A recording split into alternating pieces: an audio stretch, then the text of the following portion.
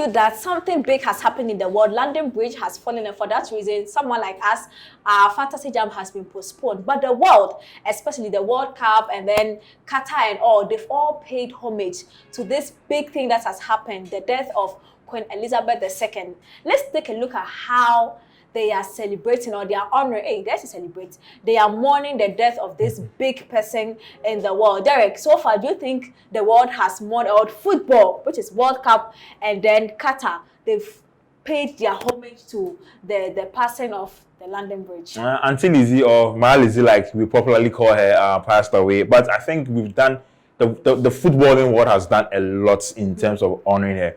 One fact that people doesn't know, she's been alive ever since World Cup started. Wow! She's witnessed every single World Cup since it started in its first inauguration. So Auntie Lizzie really saw a lot. So this is the first time she won with Yep, she's the first time she's going to miss out on the World Cup, and we are so sad. I mean, we can celebrate her life too. She's been alive for 96 good years, and that's a lot of time. So it's sad, but I've seen what she's done, and we are celebrating it in the best way and best one. And I think even actual World Cup will find a way to celebrate her when the time gets right to the time.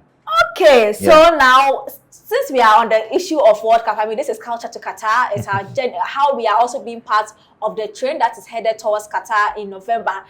Ghana, the World Cup, the trophy, if you don't know, what the teams that qualify to be part of the World Cup, they take the trophy to all the countries, and the World Cup finally came to Ghana. This is how Ghana teamed up to go and welcome the World Cup. Charlie, it's not easy. Welcome the World Cup. So let's take a look at this video. When we come back, I'll ask Derek if Charlie, the flag flew high enough or not. So let's check out the video. That was, Ghana and then the World Cup. Do you think that at the end of the day, the cup will come and stay in Ghana, or you're passing by for us?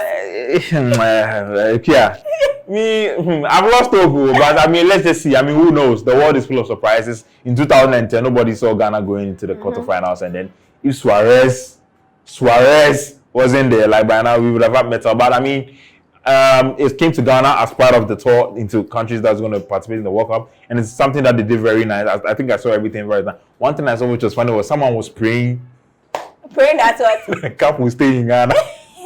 When they give us something playing.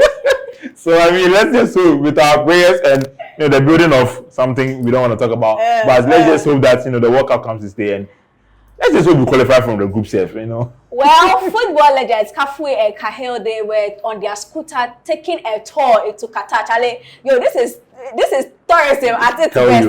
Let's check out the video, and when we come back, let's talk about what it means to the country, the economic benefits that World Cup means to Qatar. Of course. Esse conteúdo maravilhoso nesse patinete, dando uma volta no lugar sensacional. And the main thing is just smiling and enjoying the day with the fans. So, I mean, if World Cup is in Ghana, we know the benefits. Is it the same thing that happens in other countries as well? Yes. You have over 30, I mean, I can say roughly over 100 million people watching worldwide online alone, but in terms of people that are going, it's a whole major thing for you. Take African Cup for example. In 2008 when Ghana hosted the World Cup, AFCON, people were selling paraphernalia, people were selling jerseys, other things. It all boosts the economy. There's a whole new way to get people to come to your country. There's a tourism on its own, because once people come into your country, they spend, they buy things. Some people stay in hotels, local restaurants, like the local businessman selling coffee. Everybody gets money. All the women, they get money. Everybody. All right, thank you so much, and thank you too for doing today's show with me. I appreciate you. I appreciate Fido Micro Credit for this segment, and we are wrapping up the show. In wrapping up, we'll take a song by Familia, and before we take the song by Familia, let me just say that Fido for so betimi abobesi from hope kakra dia to ho and now business ka bi dia business kakra biam obetimi download the free Fido app from Google Play Store, and in 15 minutes per wo so betimi aka obesia obetimi ahase every 200 Ghana cedis na se wotua e wo mre wo se wotua mu obetimi akoso obesia akopem 2000 Ghana cedis the wo hia no valid ID card and mobile money wallet.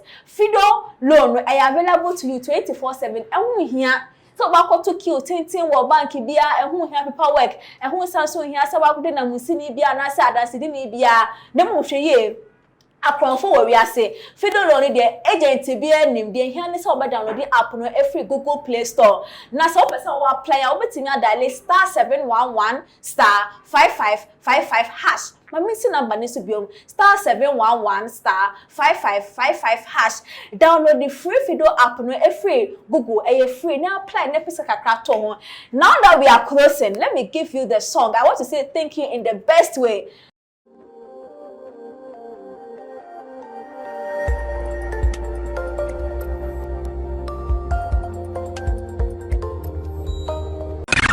OnePlay.